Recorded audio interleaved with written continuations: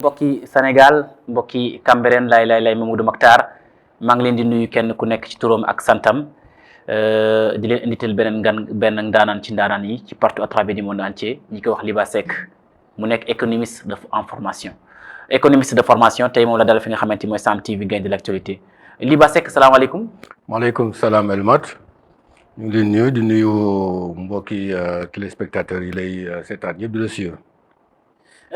Liba Seck moom lañ dal fi nga xamante ni mooy Sam TV Gaïndé de l'actualité ñu nar a waxtaan li nga xamante ni mooy politique ci Sam politique mbokk yi balay loolu am dañ ko dal di ko sa présentation tuuti bu ñu ko bëggoon a xam Liba Seck ñi nga xam ñoo lay seetaan nan nga ñu mën a présenter Liba Seck. waaw man doomu Cambérène laa juddoo Cambérène jànge Sénégal ba bac donc après dem poursuivre sama étude en Europe. Formation économiste dellu si waat Sénégal pour mën a liggéeyal suñu dëkk am expérience ci mbiru développement donc biir Sénégal gi Afrique de l'Ouest yëpp ñu am ci ay expérience yu nga xamante. ban année nga dem Europe. waaw début année 80 xam nga voilà début année 80 82. plus précisément voilà. d'accord 82 ba presque 2000 ñu ngi woon en Europe entre Afrique ak Europe voilà di dem ak ñëw parce que bëgguñu woon bàyyi suñu réew quand même. foofu nga defee sa jaar après nga dem Europe nga ñëw Sénégal. nga ñëwee lu ci nekk. bi ñu ñëwee Sénégal liggéey nañu fii à Dakar bon boobu processus de décentralisation mu ngi doon soog a commencé ñu impliqué aussi à travers la maison des élus locaux notamment la cellule d'appui aux élus locaux bi ñu jógee foofu dugg ci projet coopération allemande donc dox bu baax pendant presque 10 ans dans le Sine Saloum et dans la Casamance. bi ñu jógee foofu nag si la ñu arrêté suñu liggéey ci projet yi di def suñu expertise maanaam nekk consultant di jaay suñu xam-xam parce que am na expérience bu nga xam boo ko amee di nga ko mën a baaxee fu nekk mu yor la waaw ci loolu la ñuy liggéey ba tey jii. ba tey jii waaw nga nekk doomu Cambérène juddoo Cambérène donc sa lépp daal fii la fekk ci mbaax ci Cambérène. waaw Cambérène muy dëkk bu nga xamante ni boo fi juddoo moom day jafe sax nga mën a évoluer feneen. dëkk parce que dëkku diine la d'abord et puis histoire la bu nga xamante ni jàngal nañu lépp bien que daan ñu dem di tukki fu ne mais am na attache bu nga xamante ni moom Cambérène la toujours donc malgré que toujours dañuy dem ki ñëw mais ba léegi Cambérène mooy suñu zone nga xamante ni daal fi la ñuy dëkk. waaw danañ fi ñëw loolu bu weesoo nga dem benn moment am lan nga nekkal lan nga def ba nga ñëwee Sénégal ba nga jóge Europe lan nga def ngum ci Sénégal. damay dégg ñun économiste de formation la nga voilà lan nga def. waaw def bi bari na xam nga boo dee wax def mooy expérience professionnelle bi nga xamante ni mën nga ko am bu ñu dee wax ci defin surtout ci suñu liggéey mën naa si jox benn axe bu nga xamante ni rek exemple la ci li ñu jot a def ci suñu liggéey muy mbirub décentralisation maanaam développement local développement à la base tey jii boo xoolee bu baax. lu bëri dañ ko jox gox-goxaat yi moom la ñuy wax communes yi te bi ñu commencé liggéey au Sine Saloum et en Casamance am na yu am solo yu nga xamante ni développé nañ ko fa ba tey jii ci communes yooyu boo fa demee di nga fa fekk ay jumtukaay yoo xamante ni maanaam ci côté luy suqali koom-koomu dëkk yooyu yoo xam ne dañ ci liggéey ba mu doon lu am njëriñ ba jur lu nga xamante ni macha allah. tey jii boobu man buñ fa àndoon dinañ la wax ne la lii kat projet bi moo ko def te kii moo ànd ak ñun def ko ba loolu tey jii ñu koy jëfandikoo ci dëkk yi. macha allah mbokk yi kooku mooy Liba Seck économiste de formation nekk fi nga xamante mooy doomu Cambérène mbokk yi nag moom nag candidat à la mairie de Cambérène la ci élection yi nag tëgguñ ko nag mais dañ ci ñëw Liba Seck noo gisee koom-koomu réewum Sénégal ci fi ñu toll nii jamono ji ñu toll nii. waaw koom-koomu Sénégal moom. dañuy faral di wax ni mu ngi jëm kanam te bu ñuy wax ni mu ngi jëm kanam en général dañuy wax taux de croissance bi temps la mu ngi yokkook parce que le gouvernement bi si noonu lay communiquer mais loolu statistique rek la maanaam dañuy wax ni rek koom-koom bi kat yokku na de temps mais koom-koom moom boo bëggee xam nan la mën a lan lay jariñ ci biir askan da ngay méngale yokkute boobu ñuy wax ak nit ñi seen dund. loolu moo am solo parce que comme du ay chiffres rek mais chiffre day fex rek pour ñu natt mais li am solo mooy est-ce que dundu nit ñi mi ngi yokku est-ce que jafe-jafe nit ñi mu ngi wàññeeku dañ lay jox rek ci ñaari secteurs yu nga xamante ni boo xoolee bu baax muy éducation santé yooyu ci dundu nit la bokk te Sénégal est-ce que yomb na mi ngi gën a yomb wala mu ngi gën a métti pour nit ñi est-ce que liggéey bi muy gën a am wala mu ngi wàññeeku loolu ay nattukaay la yoo xamante bu weesoo taux de croissance te boo xoolee bu baax ba baax dinañ xam ne Sénégal taux de croissance boobu ñuy wax dafa am ñu nga xamante ni ci ay grande entreprise lañ koy natte parce que ñoom ñoo fi ëpp doole parce que ni ñuy calculer taux de croissance dafa am ci ay jumtukaay yoo xamante ni ci leen koy natte te jumtukaay yooyu li ci ëpp ñuy joxe chiffres yi ay grande entreprise la. est-ce que Liba Seck moom lañ dalal fi nga xamante ni mooy Sen TV génne l'actualité est-ce que Liba Seck ñu fàttaliku ci jamono yi passé président Macky Sall bi mu investir pour nekk jàllale parrainage bi mu ngi doon tiitaroo ne Sénégal seen croissance 7% voilà nit ñi di wax ne déet. mais coronavirus bi dafa mel ni loolu da ko doon dëggal ne loolu mosul am parce que Sénégal li nga xam États-Unis d'Amérique ñàkk na ko Espagne ñoom Italie ñoom France loolu nombre de décès yi yàqu-yàqu ñoom Sénégal est-ce que dañ gis ne loolu ay waxu yoo xamante waxu politique la woon 7% mosul am ci Sénégal nga foog yaakaar en tant qu'économiste. waaw man xam nga lu ñuy wax taux de croissance moom calcul la rek. ay calcul la yu nga xamante ni dafa am lu ñuy jël naan si nii lañ koy natte du ñu jël lépp maanaam bu ñuy wax taux de croissance dañuy xool dëkk bi si nan la yokkoo ci at bi nan la yokkoo rek dafa am lu ñuy wax en économie ay agrégats yu nga xamante ci dañuy jël daa koy fexe ba calculer que ni temps la moo laa doon bëgg a wax sànq nii taux de croissance bu ñu xoolee ni entreprise yu mag yi parce que secteur informel état bi maîtriser ko ba kay natt donc état bi boo xoolee ba économie Sénégal am na lu bëri lu nga xamante ni bokkul ci calcul bi ñuy calculer taux de croissance mooy secteur informel mais secteur formel bi li ci ëpp entreprise yu mag entreprise étrangère la ñu ci entreprise étrangère yooyu ñoom bu ñu yokkoo xaalis boobu du des Sénégal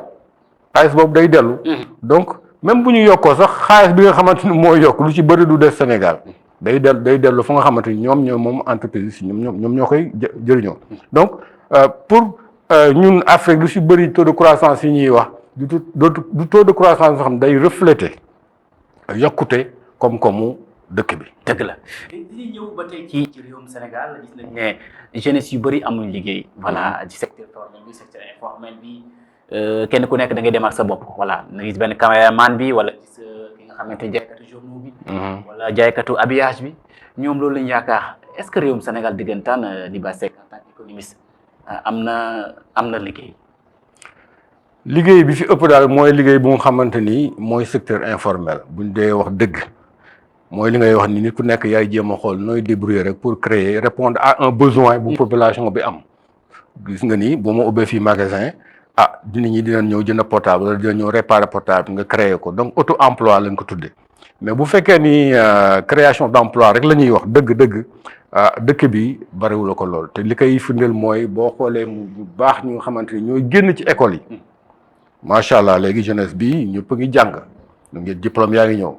boo xoolee bu baax marché du travail mënul absorber li nga xamante ni moom mooy génn ci école yi moo tax chômage bi metti na boo xam di nga gis ay diplômés yu jaay marché donc loolu da lay wan ni li ñuy jàngal wala formation yi am wala diplôme yi am méngoowul ak ñun sañuy besoin pour joxe liggéey maanaam li entreprise yi soxla li réew mi soxla pour développer ci ay ñi nga xamante ni am nañu ay diplôme méngoowul ak li ñuy jàngal xale lu ci bëri. ma gis na tey est-ce que gisoo les politiques bi nga xamante ni gouvernement bi ko définir pour l'économie. da ko faussé ba tax ne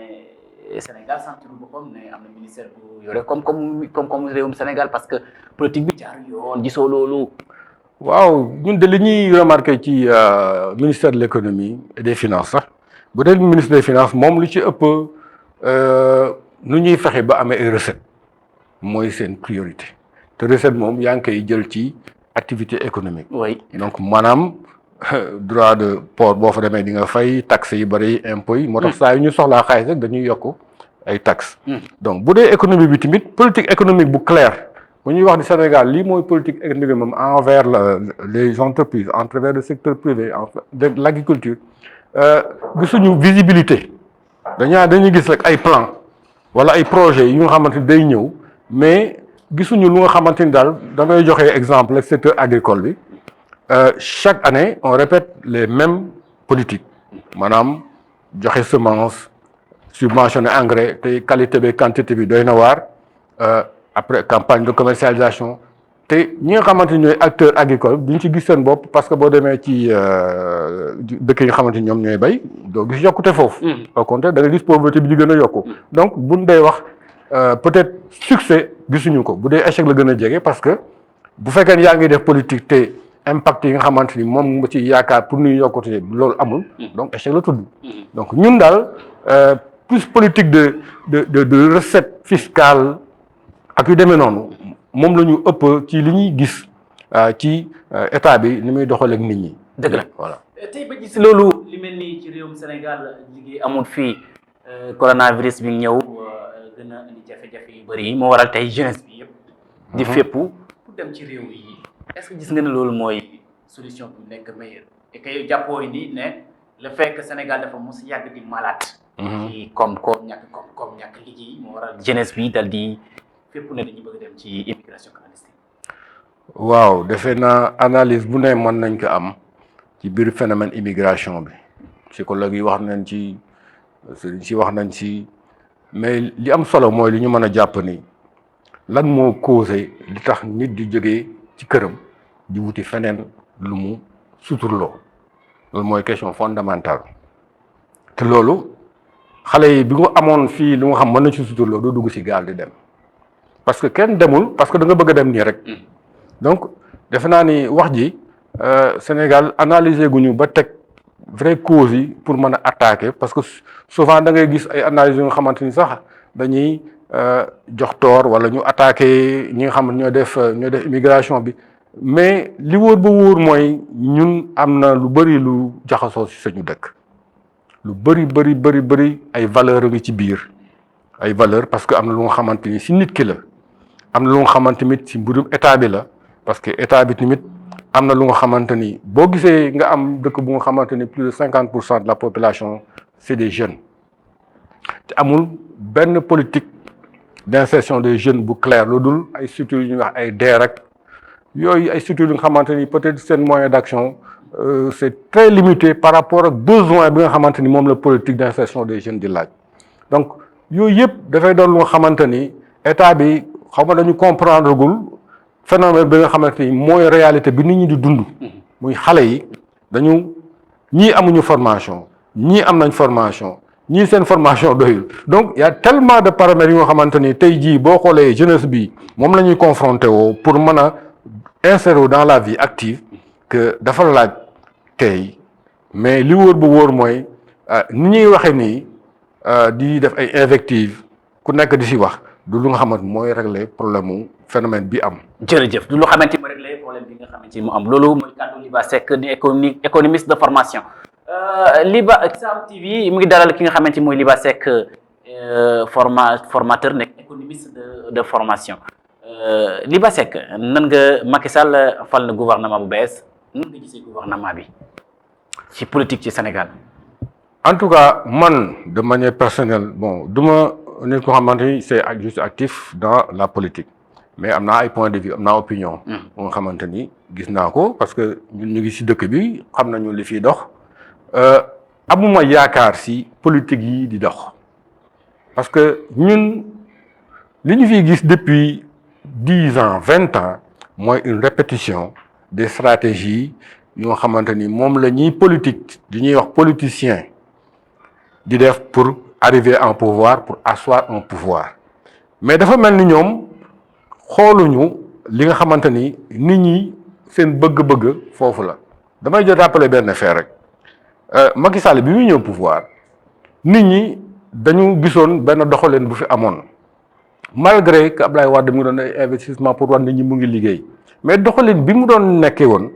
maanaam ñàkk transhumance maanaam nit ki ngay jëndal nit pour am ci moom lii pour ñu voter la pour nga toogaat ak yooyu nit ñi jëlee ko fi daal di xool si ñi nga xam ñoo fi nekkoon ku ñu yaakaar ne kii kat beesoon na parce que temps yooyu Macky Sall amagul woon vrai ancienneté politique buñ ko mën a juger nu jël kooku teg ka nu ñëw répéter la même chose des calculs politiques te encore dafa mel ni ñoom ils ne comprennent pas encore dëkk bi avancement bi nga xamante ni foofu la toll weesu na calcul politique yi ñuy def actuellement nii ñun Sénégalais yi war nañu ñun dépassé nañu mais suñu politiciens ñoo ñu bëgg a téye fu nga xamante ni du développement dëkk bi du ay affaire développement dëkk bi affaire cooptation la jël naa nit fal naa ko ni mu jàppale ma fii loolu du suñu problème ñun. nga gis ne gouvernement bi mu fal da nga gis ki nga xamante moo bokk parti fal ay nomination ci parti bi mais di nga dem dafa jëg tibb sax ci opposition bi ñëw bokk ci parti bi ci mel ni Idriss Seck. ñëw joindre ko fi nga xamante ni moom mooy conseil économique et social et environnemental. lu ban jàng nga ci am. waaw mooy li may wax rek stratégie politique la rek lu ñuy lal rek pour envers des échéances qui vont venir dafa am lu nga xamante ni boo koy analyser rek dafay doy waar boo xoolee bu baax même agenda politique bi nga xamante Sénégal noonu la war a mën a doxe muy démocratie élection yeeg lépp ak tout ñun ñuy sénégalais ci ñoo war a tànn au niveau local au niveau assemblée législative au niveau présidentiel mais toujours dañuy tegal benn cadre bu nga xamante ni ki ne ko au pouvoir dina ko tabax ba bu eggee ci échéance boobu moom lu mu bëgg dina ko mën a am je donne exemple local yaa ngi depuis 2 ans ngi nii ñu ngi prolonger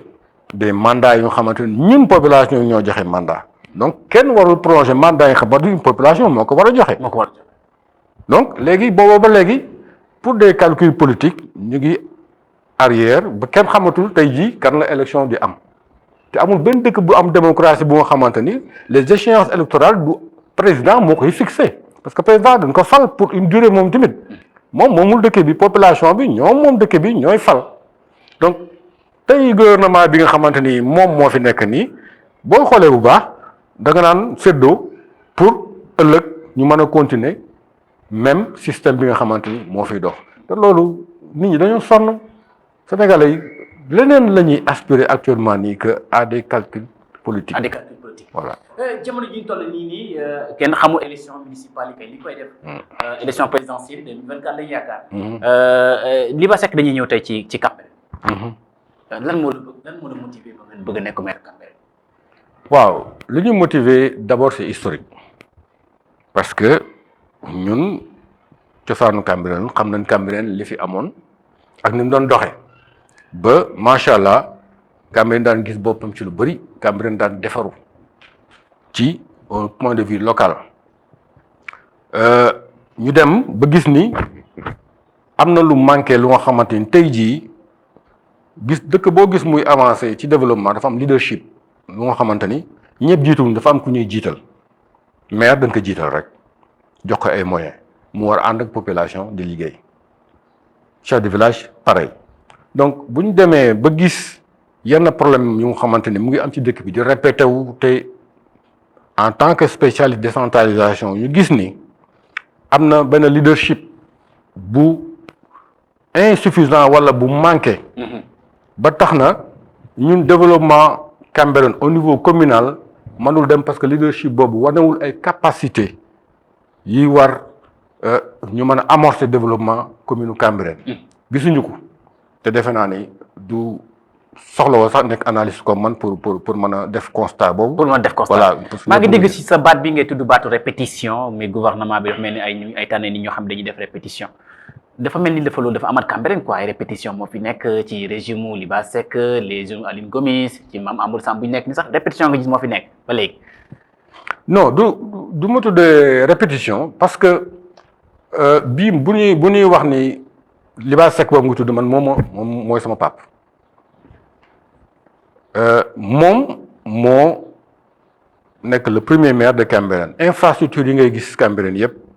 moom moo ko fi def. infrastructure yi nekk yi Cambérène nga gis Cambérène yëpp tey jii. ah bon moom moo ko fiy def boo xoolee au niveau social ma doon defoon sondage au niveau des familles de Cambérène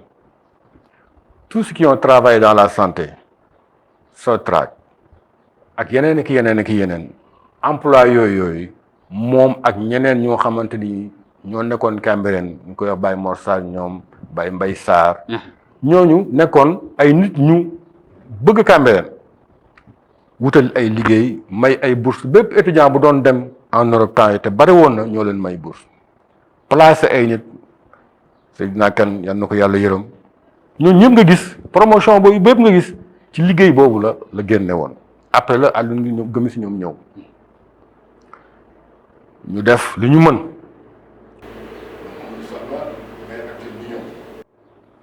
mu ngi def ni ñaa ngi gis fii ku fi def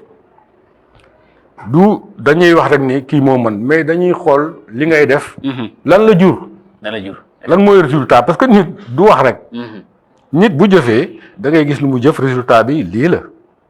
donc du question dañuy wax ni rek politique wax rek la non politique boo ci duggee ba ñu fal la ba pare après développement da nga nekk un homme de développement dootoo nekk politicien parce que dañ la sas léegi jox la ay compétences jox la ay moyens ni la léegi da nga war a liggéey pour dëkk bi mën a jëm kanam léegi li ngay def dafa am résultat yooyu ci la ñuy jugé ndegam yow mii est-ce que def nga dara wala defloo dara voilà loolu nag moo tax nit ñi di mën a wax naan kii kat baaxoon na fi wala def na fi dara wala defu fi dara. Liba Seck tey damay la wax ne dëggantaan yow nar nga jiite Cambérène ci programme wala da nga nar a jiite Cambérène ci répétition. ñun sañu gis-gis du ñu xool lu nit di def ñu koy parce que sañu xam-xam ak sañu expérience may nañu ñu am beneen gis-gis bu dul di seet lu nit di def ñu koy répéter pour suñu dëkk dafa am lu nga xamante ni maneen la ci mbirub yor commune dafa am ay jumtukaay yu nga xamante ni si ngay ànd ak moom liggéey pour mën a xam commune bi fan la war a mën a jëm te loolu boo koy def yow maire kenn waxu la nga toog sa bureau ni man lii laay def dafa am ay jumtukaay yoo xamante ni da lay permettre nga mën a wax ak sa askan parce que askan ñoo xam seen jafe-jafe yow maire mën nga toog fii xamoo jafe-jafe quartier islam la fa ne wala Nations Unies donc jumtukaay yooyu moo lay jox orientation yi nga xamante ni mooy ni commune bi kat ku ko bëgg a jëmee kanam ci yoon yi ngay jaar parce que jafe-jafe nit ñi wala bëgg-bëgg nit ñi fii la foofu nag boo demee ba tënk loolu c'est nga ànd ak conseil municipal bi ak population yi parce que maire yi encore commune gestion participative la commune est un acteur essentiel mooy leadership mais dafa am ñu xamante ni mooy association yi li ñuy organisation communautaire de base OCB yi dëkk boo gis mu bari ay association dëkk boobu dafa dynamique des fois nit ñi dañuy defa ni ay rivalité la non au contraire dañ ko war a utiliser comme de manière positive parce que nit ñi dañu bëgg def dara moo tax ñuy créer di structurer bu ñu ko bëgguloon ku su nekk da ngay toog sa benn place. très bien dañuy ñëw ci Liba Seck mooy Cambérène dafa am benn statut spécial muy am na ñetti pouvoir chef du village bi sëriñ bi ak maire bi man ndax nekk fi maire dana yomb. waaw parce que mbir yi jaxasoowul ku si nekk am nga lu nga xamante ni au contraire dafay doon un plus par rapport à d'autres yu nga xamante ni amuñu pouvoir boobu parce que pouvoir religieux dafay defar nit religion yàlla sàkk ko lu dul pour defar nit donc nit ku nga xamante ni xam na fi muy taxaw xam na nu mu bëgg yar na ko ñu ko war a yare kooku base la pour développement mosoo gis dëkk bu avancé te nit ña taxawuñu taxawaay bi ñu war a taxaw chef de village loolu ci sañu culture day fekk communication bi nga xamante ni souvent dafa war a am ak population bi ñun dañu am chance Cambérène ñu structure ba nga xamante ni bu ñu bëggee communiquer wala ñu war a toog waxtaan structure boobu da koy favoriser donc concertation bi war a am ci biir population bi chefferie bi da koy dimbali commune bi nag moom la état lay représenté fii chef de village yorul affaire santé sëriñ bi yorul affaire santé donc ku si nekk yor nga pouvoir bu nga xamante ni bu ñu amee maire bu nga xam mën na fexe ba ñëpp a déggandoo ci benn kàddu force la bu nga xamante ni yeneen communes yu ñu wër amuñu ko parce que day yombalal waxtaan bi day yombalal nit ñi ànd ci benn direction bu nga xamante ni moom mooy yokkute commune bi. tey jii nii Liba Seck ay quelques minutes 6 minutes moo def pour la fin ñu dugg ci ba tey Liba Seck ci fan la wéetu wala Liba Seck lan la def ci Cambérène bañ yaakaar war ko jox mairie Cambérène. waaw xam nga question bu am solo la mais ñun li ñuy def lu ci bëri du ñu toog di médiatiser parce que li motive woon ñu koy def du woon pour gis leen ba def naa lii am na yu bëri yi nga xamante ni ay problème la yu amoon biir Cambérène ay enjeu wala ay yu xewoon yoo xamante ni dafa laaj Cambérène taxawaay bi nga xamante ni li mu bëgg a wax mu wax ko ak ñu mu ko séqal surtout ay problème yi amoon entre émissaire bi ci tali bi VDN bi boo xoolee xëbru jàmmalaay bi yeesal nañ ko ba tey jii ku ko jub dina xam ni Cambérène moo ko defar te ñu bëri xamuñu yoon ban moo la nit ñi jaar la association bi ko def ba taxawal ko parce que coût bi weggul milliard jege na ko kenn xamul fu ñu ko jëlee te loolu yëpp ay liggéey la nga xam ne ñoo ko def ma jox la benn exemple Cambérène moo ñu ñor bi ñuy wax ba muy mbir mi di am ñëw taxaw tuddugul woon Cambérène moo ñu ñor bi Liba Sambo woote ci vidéo pour ñi waa Cambérène génn ñëw ñu wax ci waxu mur bi laa ñëw taxaw boobu 3-4 personnes ñoo fa nekkoon donc Cambérène moo ñu ñor amagul woon tey yaa ngi dégg Cambérène moo ñu ñor te fu ñuy dem tamit dama indi sama expertise ak ñoom bu ñuy wax ak directeur bi bu ñuy wax ak ministre bi bu ñu waree communiquer dañuy indi sa expertise ak yeneen personnes suñu indi sañu te yooyu ay enjeux la ñu xamante ni yooyu bu amul woon imaginel VDN bi schéma bi nga xamante moom AGEROUTE bëggoon indi maanaam fermer Cambérène ak géej gi bu Cambérène moo ñu ñor jógul woon ba am résultat bi Cambérène tey jii nan lay mel donc du lu nga xamante ni li Liba Seck def actuellement nii defu ko pour ni dama koy def ni gis leen mën naa nekk maire Cambérène non dañ ko doon def parce que ay personnes ñu bëgg Cambérène juddoo fi sañuy parents yàgg di def ñuy defee noonu li tax nag ñuy bëgg a nekk maire Cambérène ay capacité la yoo xamante ni ak bëgg-bëgg ak xam lu nga xamante ni mooy gestion communale xam tamit Cambérène lan la moo ko manqué pour mu war a mën a jóg parce que leadership maanaam ku ñu teg ku nga xamante ni du tâtonner day ñëw ñu mën a xam yoon bi ñuy jaar parce que dëkk bi dafa toll fu nga xamante ni Cambérène amatuñu temps à perdre. parce que dafa dellu gannaaw bu bëri. dafa dellu gannaaw question bu mujj bi mooy Liba Seck. xalifiste la wala Liba Seck Macky Sall la wala Liba Seck ban mouvement nga ko mën a positionné pour moo ko jàppale Liba Seck daal ak yenn ren réalisation la Liba Seck def ci éducation bi wala santé bi ci sport bi loolu la ñu waroon a waxtaanee tey. mais temps bi moo ñu xooj. waaw temps bi moom defe naa ne mënul doy pour ñu développer. lépp parce que mbir mi xalaat am nañ ko ci lu bëri sur le plan politique nee naa la man milité wu ma mais xalifa yàlla dafa def am nañu proximité moo xamante ne du si politique parce que sama papa sama waajur moo ko presque formé donc man ak moom. ay frère petit frère grand frère la. Khalifa Sall donc bu fekkoon ne damay am ay proximité d'idée. jege naa ko tuuti si idée. boo xoolee ñeneen ñoo xamante ni tamit dañu bëgg a am rupture ci système biy dox. politiciens yi jege naa ñooñu. waaw kon man li nga xamante ni moom fa laa jëm mooy bokkuma ci ñi nga xamante ni dañuy indi. même système maanaam falu. est-ce que yaakaar nga ne maam Amadou Samb amoon 3e mandat ci élection municipale yi ñëw est-ce que yaakaar nga ko. man duma yàlla moom am na bëgg-bëggam. yàlla mooy dogal. waaw wante nag nit ñi ñooy voté te nag nit ñi. non ana Liba Seck bi seetaan maam Amadou Samb di ko dépendre. non xam nga stratégie ak rek. bu nu waxee ni am nañ ambition pour rupture am. waaw ça veut dire que lii am nii bëggatuñu mu am. c'est clair parce que lii. defe naa ne Cambérène ñu ngi jooy lu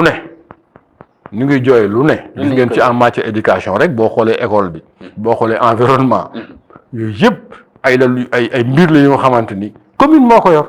keneen état du ñëw defar ko ñun ñoo ko war a te ñu ngi toog di ko xool donc y a un problème donc problème boobu la ñu bëgg mu dañ donc bu fekkee ne nag loolu dafa nar a continuer ñun dinañ taxaw même bu fekkee ne du ñun sax ak ñeneen man dañu taxaw ba loolu dootul am ñu jël suñu réew. est-ce que mën nga gëmal ne waa Cambérène ne leen yow soo toogee nekk maire Cambérène jafe-jafe dana jeex ci Cambérène. déet yàlla kay moo xam jafe-jafe moom du ma sa dañ ci àdduna mais dinañ jéem a teg Cambérène fu nga xamante ni waa Cambérène dinañu bëgg seen dëkk. ñun ñëpp ñu fi maire bi nekkoon maam Amadou ak Gomis bi fi nekkoon doo ko defee noonu yow est-ce que doo fagee noonu. man am na ñu ma xam ci wax li nga xamante ni moom laa gëm man du ma nit ku nga xamante ni damay falu pour falu parce que loolu intéressé wu ma jarawuñu noonu te defe naa ni am na lu nga xam boo ko gëmee ñu yar la ci muy diine ji am na lu nga xamante ni da nga koy teg de côté bu doon loolu rek dem naa bokki ci politique yële ba am fa beneen ndombal tànk parce que am na lu nga xam mënuñu ko parce que daf ñoo tënk ci diine ji moo ñu tënk ci côté boobu mënuñu dem di defi leneen pour falu rek. sa kàddu bu mujj ci sa émission sans politique. waaw di ñaax waa Cambérène rek ñu takku xam ni Cambérène kenn du ko defar ku dul ñun te li koy war a defar nag mooy il faut que changement de comportement yi am parce que nit bu bëggee dëkkam rek lépp lu koy jëmale kanam ci loolu la war a taxaw mais lu koy yàq rek da ko war ko wan ginnaaw loolu mooy li nga xamante ni moom lañ ñu yare te Cambérène ku ko xam boo daan wax ci Cambérène am na lu nga xamante ni kàddu yi yëpp da daan méngoo ci loolu waaw Cambérène boo demee nit ñi nii la ñu mel donc noonu ñu xamante ni moom la ñu bàyyi lool ñu jéem a fexe rek ba àdduna si lëndëm na jaxasoo na mais ku ciy génn rek di sëy naa di ma sori yow sar mboxoon rek jamono ji moom ku ci bëggee dafa am fooy tënku foofu ngay tënku nag mooy tax nga mucc si jamono ju lëndëm bi. jërëjëf félicitations kii moo doon Liba Seck économiste bu de formation en même temps candidat nekk maire élection municipale yi di ñu war a yi nga xamante ni ñi ci réew mi ñi ngi xaar mu wax date bi kañ la ak nan la ak nu mu tëddee mbokk yi maa ngi may émission bi Seydina Issa Laye honorable conseiller des collectivités territoriales di ko may Cheikh Ibou Seni Thiaw Laye di ko may doomu Cambérène yëpp maa leen ko may di ko may waa banlieue bi yëpp leen ko may di gërëm bu baax Ibrahima Djiki nga xamante ni mooy responsable technique et de division bu Sam TV di ko gërëm ci réalisation image yi rafet yi muy def ak Souleymane Diène ak Abou Kane responsable communication digitale di gërëm tous les journalistes ñi ci nekk ci équipe bi yëpp maa leen gërëm di leen jox ci beneen numéro ci beneen semaine merci beaucoup